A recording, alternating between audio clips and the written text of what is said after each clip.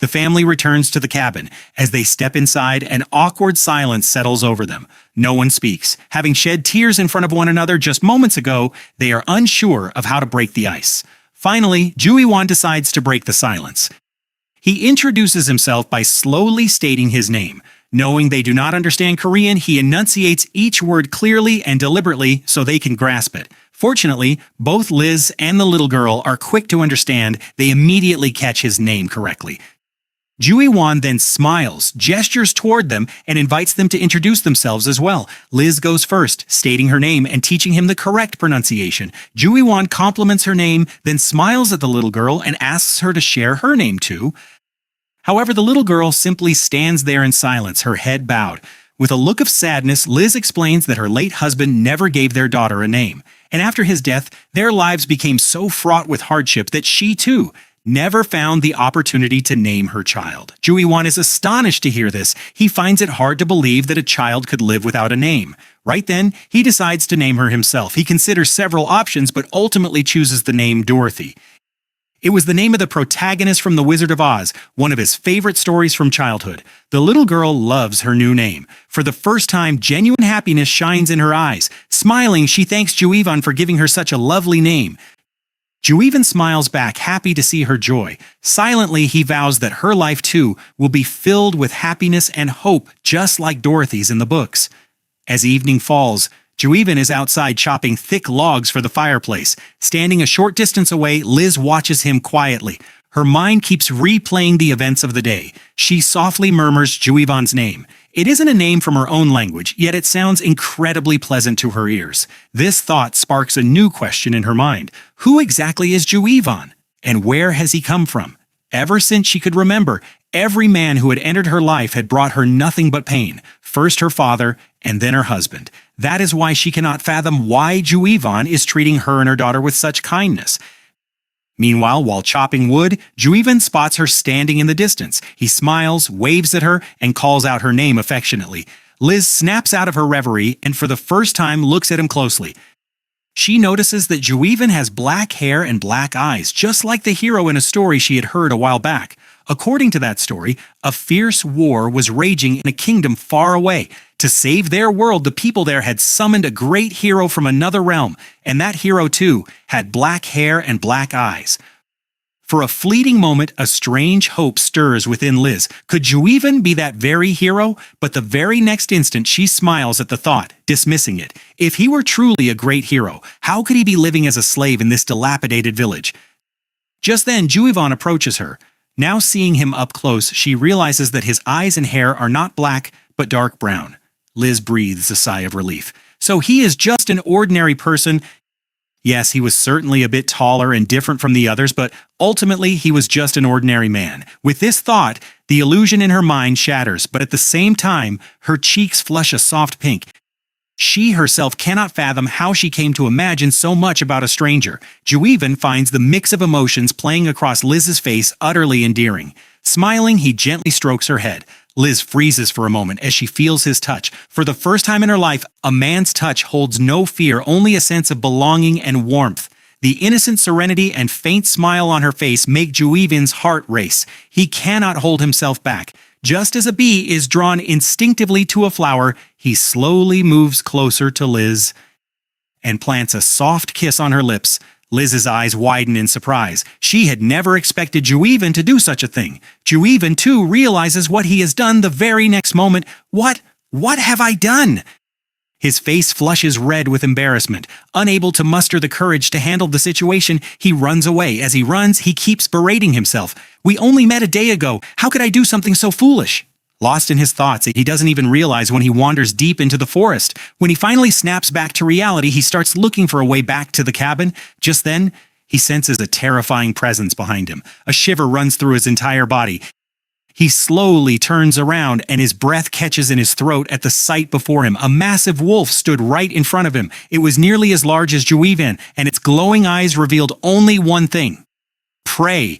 Ju-won's throat goes dry. He is torn. Should he run or stand his ground and risk his life? Finally, he picks up a thick piece of wood lying on the ground and readies himself for the fight. Meanwhile, the wolf is also crouched, poised to attack. The very next moment, it lunges at Juiven with lightning speed. Juiven holds the wood up in front of him like a shield. The wolf's sharp teeth sink into the wood. Seizing the opportunity, Juiven delivers a powerful punch to its face. The wolf growls in pain, but the next instant, in a fit of rage, it bites down on the wood so hard that it snaps in two. Now Juiven is left with no means of defense. He tries to take the initiative and attack, but the wolf proves to be even faster. It clamps its jaws directly onto his wrist. Its sharp teeth tear through his skin, leaving a deep wound. Juiven recoils, screaming in pain. It feels as though his entire arm is burning in fire, but when he looks at his hand, his eyes widen in astonishment. Flames are actually erupting from his wound. How is this possible? Was this magic? A newfound confidence suddenly surges within him. The wolf, too, is frightened by the mysterious flames and begins to retreat, but this time Juiven gives it no chance to escape. He charges toward it, his fist wreathed in flames, punch after punch, each blow more powerful than the last. The wolf howls continuously in pain, but Juiven does not stop until it collapses to the ground, completely lifeless. As the wolf dies, Juiven, too, sits down on the ground, exhausted. He looks at his hand, panting. The hand that had been engulfed in flames just moments ago now appeared completely normal. No burn marks, no wounds, even the deep gash on his wrist had vanished entirely. Juiven couldn't fathom how he had managed to use magic without any training. Memories of the fantasy novels he had read in his past life came flooding back. Filled with excitement, he tried casting various spells: Fireball, Firestorm, Firewall. He even attempted a famous magical spell he recalled, but nothing happened. After several attempts, he gave up. He became convinced that there must be a specific way to wield magic in this world, something he would have to learn. But one thing was now crystal clear. He truly possessed magical power, and now his primary goal was to gain full control over that power as quickly as possible, because only then could he become a better hunter, and if the need arose, heal his small family. After all, there was no doctor on this desolate mountain to help them.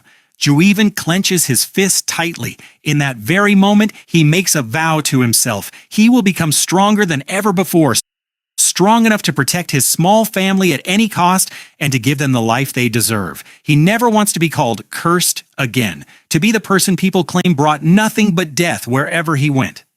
As these thoughts cross his mind, painful memories of his childhood come flooding back. After his parents died, no relative was willing to take him in. Only his grandfather had given him a home, but perhaps even that was not meant to be. Not long after, his grandfather also passed away. Afterward, his cousins heaped all the blame on him. They would beat him mercilessly, calling him cursed, an omen of bad luck, and a harbinger of death. They believed that anyone who cared for him was destined to die. Juiven takes a deep breath and shakes off those painful memories. He didn't have time to get lost in the past right now. He needed to quickly dispose of the dead wolf. If the scent of its blood spread through the forest, other ferocious predators might be drawn to the spot. He hoists the entire wolf onto his shoulders and walks with heavy steps toward his small cabin on the mountain. He knew the wolf's meat could feed his family for days. Meanwhile, inside the cabin, Liz and Dorothy were preparing dinner. Suddenly, Dorothy glances toward the window. She spots a massive wolf outside, seemingly staring right at them. Terrified, she lets out a scream and bursts into tears. Upon hearing her daughter's voice, Liz grabs a knife from the kitchen without a moment's hesitation. Trembling, she moves toward the window. But the very next moment, her eyes widen in astonishment. It wasn't a live wolf, it was Juiven. Returning home with a dead wolf slung over his shoulders, seeing him, Liz breathes a sigh of relief, but then her gaze falls upon the wounds on Juiven's face and clothes. Her heart begins to pound. Without delay, she rushes outside toward him. She instantly realizes that Juiven has just come from an incredibly dangerous fight. Otherwise, his body wouldn't bear so many marks. Juiven smiles and tries to convey through gestures that there is no cause for concern. They were just minor scratches, and he is completely fine now. Liz doesn't understand his language, but her eyes understand everything. The very next moment, she steps forward and embraces Juiven tightly. For a moment, Juiven is completely stunned. He hadn't expected Liz to hug him herself. Just then, little Dorothy comes running and clings to his legs. She keeps saying something in her innocent way. Even though Juiven doesn't understand the words, the worry hidden in her eyes is clearly visible. Ju even smiles. He realizes that both of them were truly worried about him. This realization touches his heart. But at the same time, he feels a twinge of sadness because he had promised himself that he would never let tears fill their eyes again.